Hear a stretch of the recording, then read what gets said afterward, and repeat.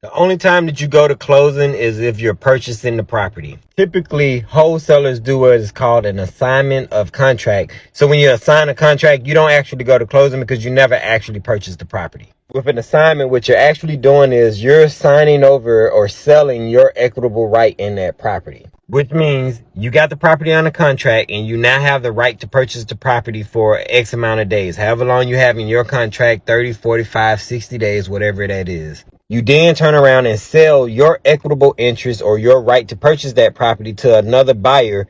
That's the basics of assignment of contract. There are instances where you will want to double close on a property. Main difference between an assignment and a double close is that with a double close, you actually purchase the property, which means that you will own the property for a split second. Your name will get recorded on the deed of the property. And when you go back and search up ownership of the property, it will show that either you or your LLC own that property for a brief second. You're going to purchase the property for a split second and immediately it's going to get sold to your end buyer.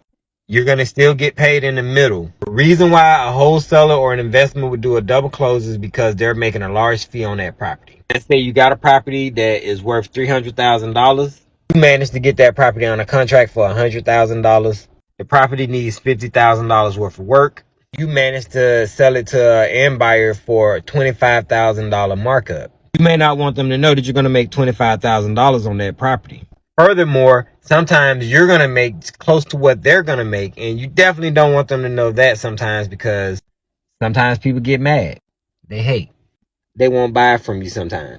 So in those cases, you're going to do a double close, which essentially means you're going to purchase the property and then turn right back around and sell it.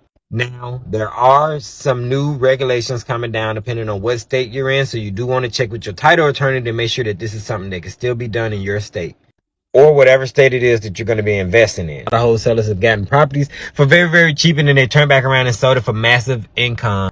And sellers are getting mad. They're feeling taken advantage of. And in some cases, they were.